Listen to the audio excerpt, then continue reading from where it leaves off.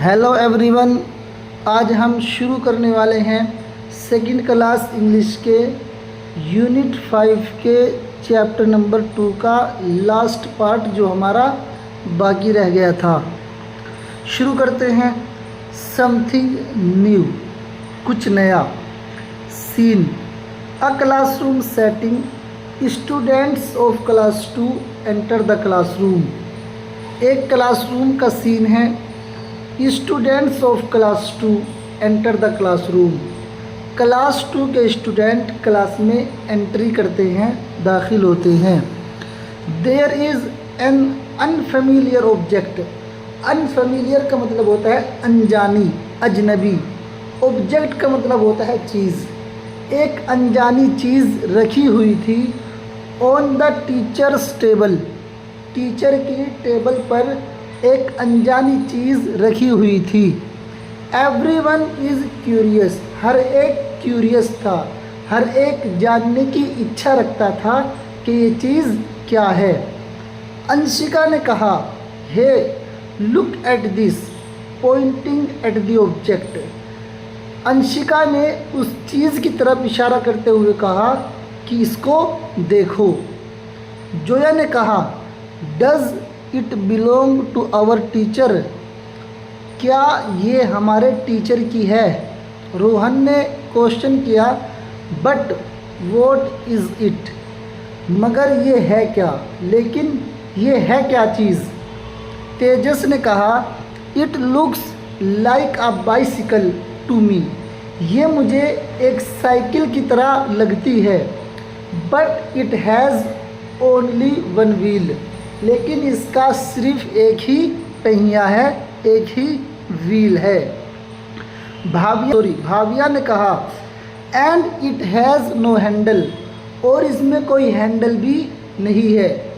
पामियो ने कहा, there are no pedals as well, इसी तरह इसमें कोई पैडल भी नहीं है। सिमरन ने कहा, and it is made of would, और ये चीज़ जो है वो लकड़ी की बनाई हुई है, लकड़ी की बनी हुई है।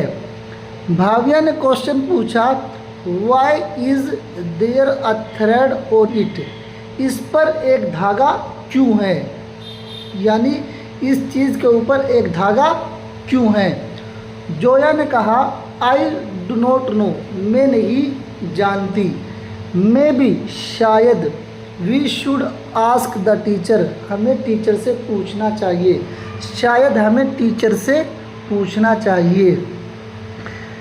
दे गो राउंड द टेबल, वे सब टेबल के चारों तरफ चक्कर लगाने लगे। They start looking at the object, उन्होंने उस चीज़ को देखना शुरू कर दिया। फ्रॉम ऑल साइड, हर तरफ से उस चीज़ को देखना शुरू कर दिया। टीचर एंटर्स, अब टीचर एंट्री करती है, टीचर क्लास में दाखिल होती है। एवरीवन नमस्ते टीचर, हर एक नमस्ते करता है, टीचर को हर एक नमस्ते बोलता है। पामियो, पॉइंटिंग टू द ऑब्जेक्ट, पामियो ने उस चीज़ की तरफ इशारा करते हुए कहा, ma'am what is this, ma'am ये क्या चीज़ है। टीचर, तो टीचर ने जवाब दिया, स्माइलिंगली, मुस्कुराते हुए, हंसते हुए। Do you know about Mahatma Gandhi, क्या तुम महात्मा गांधी के बारे में जानते हो। Do you know who he was, क्या तुम जानते हो कि वो कौन थे, क्या तुम जानते हो कि महात्मा गांधी कौन थे।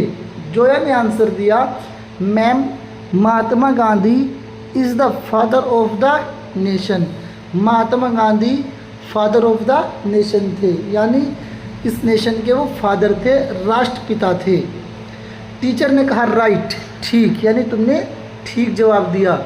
Gandhi ji led the Indian freedom movement, movement का मतलब होता है आंदोलन, और फ्रीडम का मतलब होता है आज़ादी, और लीड की पास्ट फॉर्म है लेड, लीड करना, अगुवाई करना, यानी आगे आगे रहना। गांधी जी ने आज़ादी के आंदोलन को लीड किया था, उसकी अगुवाई की थी, उसमें वो आगे आगे थे। Anshika, Gandhi ji also gave the message, Gandhi ji ने मैसेज दिया था, पैगाम दिया था, ऑफ नॉन वायलेंस, अहिंसा का, झगड़ा फसाद न करने का, एंड पीसफुलनेस, और शांति से रहने का उन्होंने पैगाम दिया था, मैसेज दिया था। सिमरन ने क्वेश्चन किया, pointing to the object on the table, उस चीज़ की तरफ इशारा करते हुए जो टेबल पर रखी हुई थी। बट वॉट अबाउट दैट, लेकिन मैम वो क्या चीज़ है, यानी जो चीज़ टेबल पर रखी हुई है वो क्या है।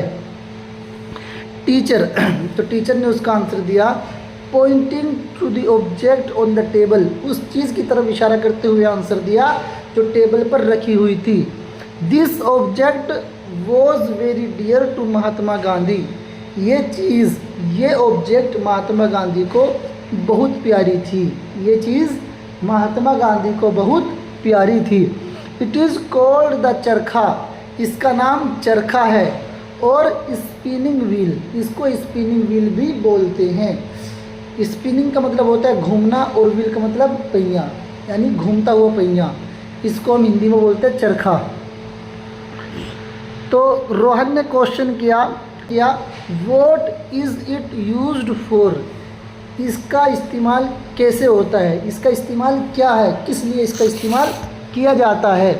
टीचर ने आंसर दिया, Mahatma Gandhi used it to spin thread, Mahatma Gandhi इसका यूज़ करते थे धागा काटने के लिए। The teacher takes out handkerchief and show it to the children, teacher ने, टेक आउट का मतलब होता है निकालना, टीचर ने एक रुमाल निकाला, and show it to the children, और वो रुमाल बच्चों को दिखाया और कहा, this is made of the thread, ये रुमाल जो है वो धागे से बनाया गया है। डैट इज़ स्पिन ऑन चरखा, जिसको चरखे पर स्पिन किया गया था, उसको चरखे पर काटा गया था। Mahatma Gandhi wanted to promote local handicrafts, Mahatma Gandhi आगे बढ़ाना चाहते थे, प्रमोट करना चाहते थे लोकल हैंडीक्राफ्ट्स, जो लोकल के हैंडीक्राफ्ट्स होते थे, फनकार होते थे, दस्तकार होते थे, किसी चीज़ में जो माहिर होते थे उनको प्रमोट करना चाहते थे, आगे बढ़ाना चाहते थे। एंड यूज़ द चरखा एज ए सिंबल, और चरखे का वो यूज़ करते थे सिंबल के तौर पर, फॉर सेल्फ रिलायंस, आत्मनिर्भरता के, आत्मविश्वास के, एंड इंडिपेंडेंस, और आज़ादी के, यानी चरखा जो था वो आज़ादी का और आत्मनिर्भर का, यानी आत्मविश्वास का जो था एक प्रतीक था, एक सिंबल था, एक निशान था।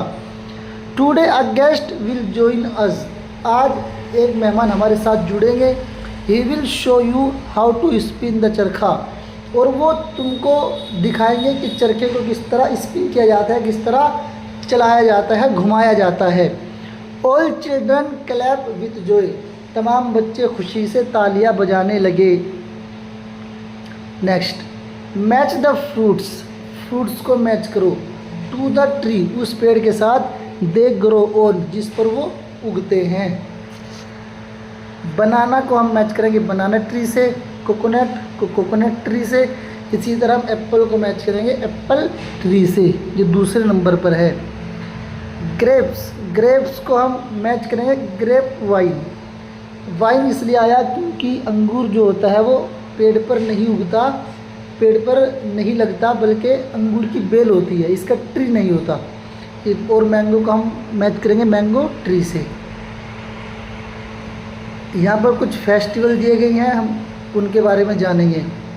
फूल दे फेस्टिवल, हेडिंग से ही पता लग रहा है कि ये जो हमारा त्यौहार है, फेस्टिवल है, ये फूल देने का है।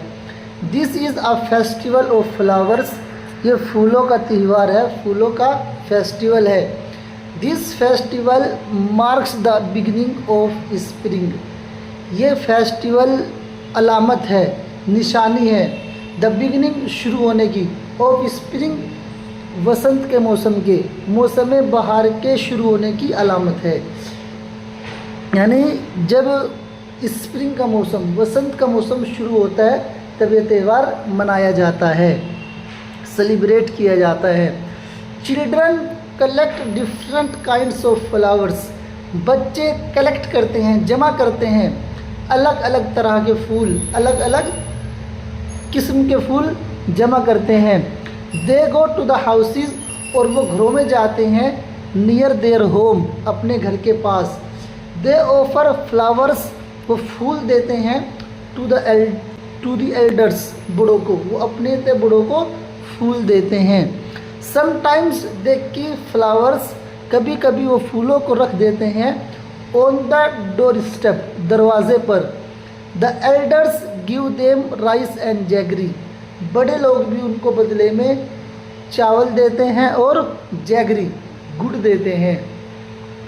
नेक्स्ट फेस्टिवल है हमारा Sharad Purnima. Sharad Purnima is celebrated on a full moonlight. Sharad Purnima का जो फेस्टिवल है उसको सेलिब्रेट किया जाता है फुल चांदनी रात में, यानी जब पूरी चांदनी रात होती है, चांद जब पूरा चमकता है, जब इसको सेलिब्रेट किया जाता है। It is celebrated in the month of Ashwin, इसको अश्विन के महीने में सेलिब्रेट किया जाता है, मनाया जाता है।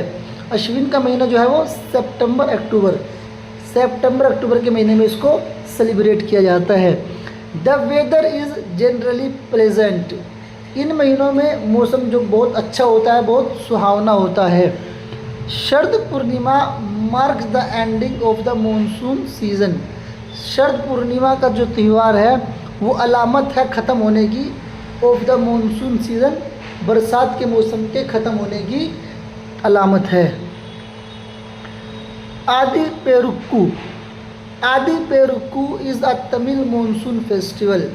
आदि पेरुक्कू वो तमिलनाडु का मानसून फेस्टिवल है, यानी बरसात में सेलिब्रेट किए जाने वाला फेस्टिवल है।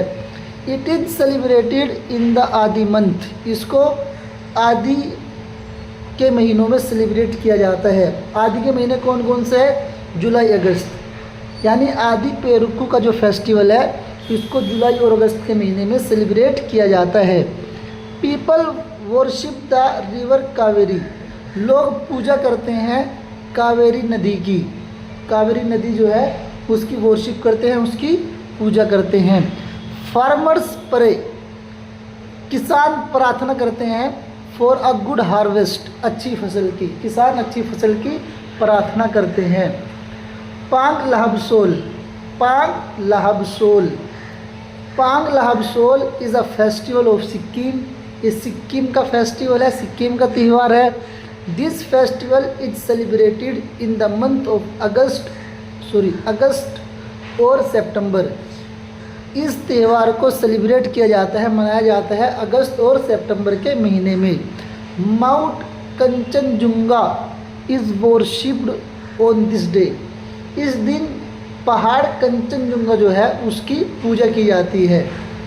माउंट कंचनजुंगा इज़ कंसिडर्ड, क्योंकि जो पहाड़ कंचनजुंगा है उसको समझा जाता है, कंसिडर किया जाता है, माना जाता है एज ए प्रोटेक्टर, रक्षक, मुहाफिज माना जाता है, प्रोटेक्ट करने वाला माना जाता है। बाय द वर्शिपर, जो उसकी पूजा करते हैं वो उसको अपना प्रोटेक्टर मानते हैं, उसको अपना रक्षक मानते हैं। पीपल डांस एंड सेलिब्रेट, लोग इसमें डांस करते हैं और इसको सेलिब्रेट करते हैं। The sun is the source of energy on the earth, सूरज एनर्जी का सोर्स है, एनर्जी का एक ज़रिया है ऑन द अर्थ, ज़मीन पर। Do you know any festival, क्या तुम किसी फेस्टिवल को जानते हो, किसी त्यौहार को जानते हो? डैट रेस्पेक्ट द सन, जो त्यौहार सूरज की रेस्पेक्ट करता है। तो एक छठ पूजा का त्यौहार है, उसमें सूरज की जो है पूजा की जाती है, लोग उसकी रेस्पेक्ट करते हैं, उसकी पूजा करते हैं। अब लास्ट में एक प्रोजेक्ट वर्क है। आस्क योर पेरेंट्स, अपने माता पिता से पूछो, और ग्रैंड पेरेंट्स या अपने दादा दादी से पूछो, और योर रिलेटिव्स या अपने रिलेटिव्स से पूछो अबाउट अ फोक सॉन्ग और लोकल सॉन्ग, फोक सॉन्ग या लोकल सॉन्ग के बारे में, यानी जो इलाके का जो मशहूर सॉन्ग होता है उसके बारे में आप पूछो। That they used to sing in their village, जिसको वो अपने गांव में गाते थे। Ask them when they use to sing it, और उनसे ये भी पूछो कि वो उस सॉन्ग को कब गाते थे। Also learn the song in your mother tongue, और अपनी मदर टंग में, अपनी मादरी ज़बान में उस सॉन्ग को तुम भी सीखो, याद करो। And then sing it in the class, और फिर उस सॉन्ग को आपको क्लास में आकर गाना है, सुनाना है। Present it in the flowing format, और उसको प्रेजेंट करना है, पेश करना है नीचे आने वाले फॉर्मेट में। सबसे पहले आप बताओगे माई नेम इज़, जो भी आपका नाम है वो आप खाली जगह में लिखोगे। उसके बाद आप बताओगे माई पेरेंट्स और ग्रैंड पेरेंट्स बिलोंग टू, मेरे माता पिता और दादा दादी जो है वो जिस स्टेट के या जिस गांव के रहने वाले हैं वो आपको यहाँ पर लिखना है। माई मदर टंग इज़, जो भी आपकी मादरी ज़बान है, मदर टंग है, वो आपको यहाँ पर लिखनी है। हिंदी आप लिख सकते हैं। The main idea of my song is, आपका सॉन्ग का जो मेन आइडिया है, जो टॉपिक है आपके सॉन्ग का, वो आपको बताना है, यानी आपका सॉन्ग किस बारे में है। देन सिंग द सॉन्ग, इन सब के बाद आपको फिर वो गाना गाकर सुनाना है। और इसी के साथ साथ हमारा लेसन भी कंप्लीट होता है, और यहाँ पर हमारी सेकंड क्लास की जो किताब है वो भी कंप्लीट हो जाती है। Thank you everyone, thank you a lot.